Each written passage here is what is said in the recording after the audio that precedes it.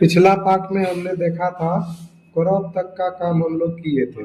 आज हम लोग देखेंगे लाइन टूल का क्या काम होता है। तो लाइन टूल हमारे पास दो टूल है, इधर भी है और इधर भी है।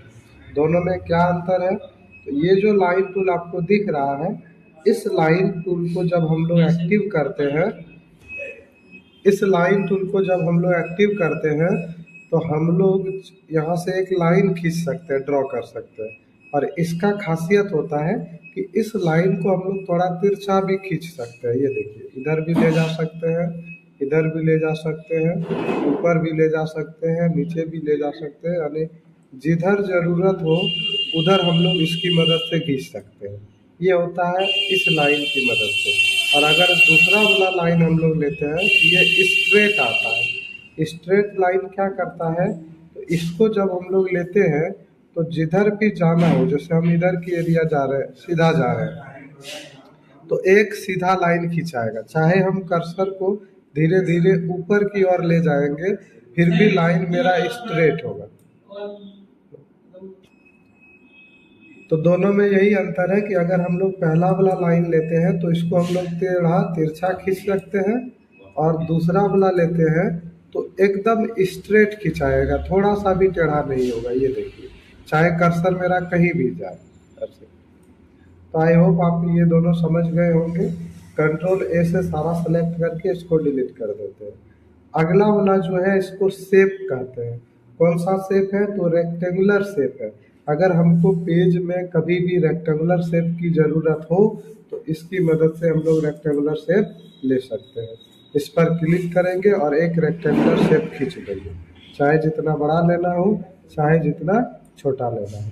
लेकिन कभी कभी ध्यान दीजिएगा कि आपका जो रेक्टेंगुलर शेप है होगा, या कोई प्रोजेक्ट मिला हुआ होगा जिसमें ये जो कॉर्नर दिखाई दे रहा है वो राउंडेड होगा, ऐसे पूरा शार्प नहीं होगा, वो होगा राउंडेड। तो राउंडेड कॉर्नर का रेक्टेंगुलर शेप कैसे लेंगे? तो जब भी हमको राउंडेड कॉर्नर का रेक्टेंगुलर शेप लेना हो तो ऐसे स्थिति में डबल क्लिक करेंगे। रेक्टेंगुलर शेप पर क्या करेंगे? डबल क्लिक करेंगे।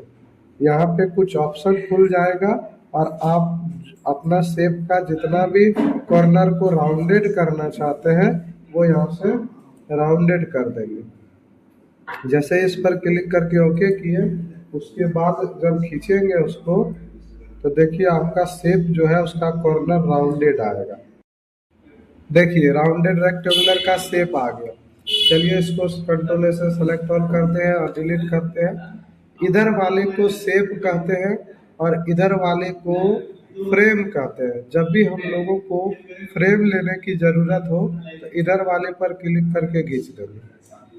होल्ड करो, हाँ।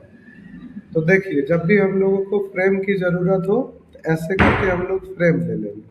तो इधर वाले को फ्रेम कहते हैं और इधर वाले को शेप कहते हैं। अगर ओवल शेप चाहिए तो इधर से ओवल शेप ले लेंगे, और अगर ओवल फ्रेम चाहिए तो इधर वाले पर क्लिक करके ओवल फ्रेम ले लेंगे। अब फ्रेम और शेप में क्या अंतर होता है? तो शेप में हम लोग टेक्स्ट वगैरह कुछ भी ऐड करेंगे, और फ्रेम हम लोग यूजुअली यूज करते हैं फ़ोटो लगाने के लिए, कि अगर हमको इस शेप में फ़ोटो चाहिए तो शेप में फ़ोटो नहीं जाएगा, उसके लिए हमको क्या लेना पड़ता है? फ्रेम। तो इधर जो आपको तीनों दिख रहा है, पॉलीगोनल शेप दिख रहा है, पॉलीगोनल आपका फ्रेम है, तो ये तीनों शेप है और ये तीनों फ्रेम है। इसको कंट्रोल ए से सेलेक्ट करके डिलीट कर देते हैं। यहाँ पॉलीगॉन आपका शेप है तो यहाँ से हम लोग पॉलीगॉन शेप ले लेंगे, और अगर पॉलीगॉन फ्रेम लेना हो तो इस पर क्लिक करके पॉलीगॉन फ्रेम ले लेंगे। ये देखिए आ गया। इसमें एक ऑप्शन देता है कि कभी कभी हम लोगों को देखिएगा लिखा रहता है स्पेशल ऑफर के तहत, जैसे स्टार बना हुआ है, तो ये सब हम लोग यहाँ पे कैसे बनाएंगे? तो जब भी स्टार वगैरह बनाना हो पेज मेकर में तो पॉलीगॉन शेप में जा करके डबल क्लिक कर देंगे, तो इस तरह का ऑप्शन खुलेगा जिसमें सबसे ऊपर है नंबर ऑफ साइड। अभी नंबर ऑफ साइड हमारे पास 6 लिखा हुआ दिख रहा है, तो इसमें देखिए 6 साइड होगा, 1 2 3 4 5 6। और अगर ये नंबर ऑफ साइड को कम करना चाहते हैं तो यहाँ नंबर ऑफ साइड को कम कर देंगे। देखिए 5 हो गया साइड, 4 हो गया, 3 हो गया, 2 हो गया, ऐसे 3 लास्ट। और बढ़ाना हो तो यहाँ से नंबर ऑफ साइड को क्या कर देंगे, बढ़ा देंगे। और इसको अगर स्पेशल ऑफर के तहत इसको लाना है तो नीचे वाला स्टार इंसर्ट को भी बढ़ा देंगे। ये देखिए इस तरह बहुत जगह आपको दिखता होगा। इसको ऐसे बढ़ा लेंगे अपना अकॉर्डिंग और इसको ओके करके इसको ड्रॉ कर देंगे। ये देखिए अगर हमको स्टार बनाना है तो वापस पॉलीगॉन में जाएंगे और नंबर ऑफ साइड को क्या कर देंगे, कम कर देंगे। 4 8 है, हम इसको 5 कर देते हैं और इसको हम यहाँ से कम जैसे कर देते हैं। तो ये आपका स्टार का शेप ले लेगा। ये देखिए जैसे ही ओके करेंगे और खींचेंगे तो यहाँ से स्टार बन जाए। तो ये सेटिंग आपका कहाँ मिलेगा, पॉलीगॉन में। ठीक है। अगला हमारे पास है हैंड टूल। हैंड टूल क्या होता है कि जब भी पेज हमारा इधर उधर चला जाए, जैसे हम इसको पेज को जूम कर लेते हैं, कंट्रोल प्लस जैसे ही कीबोर्ड में दबाएंगे पेज जूम हो जाएगा। फिर जूम कर लिए, कंट्रोल माइनस करेंगे जूम आउट हो जाएगा।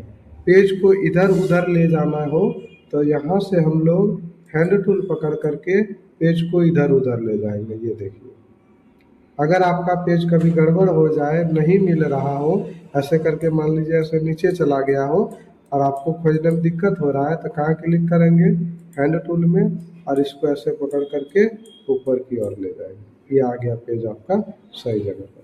हैंड टूल समझ में आ गया। इस पेज को अगर थोड़ा जूम करना है तो यहाँ से हम लोग पेज को जूम कर सकते हैं। इसको मैग्नीफायर कहते हैं।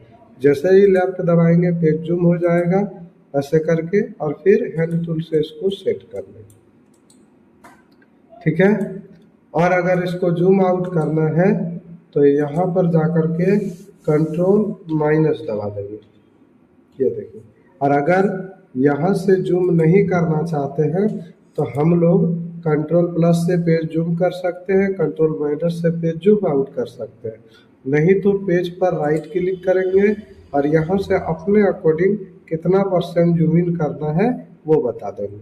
कभी कभार क्या होगा कि आप पेज बहुत सारा जूम कर दिए, जैसे 200% कर दिए, अब ये पता नहीं चल रहा है कि कहाँ पेज चला गया, तो हैंड टूल से थोड़ा ऊपर भी ला रहे हैं फिर भी पता नहीं चल रहा कि पेज का कॉर्नर किधर है।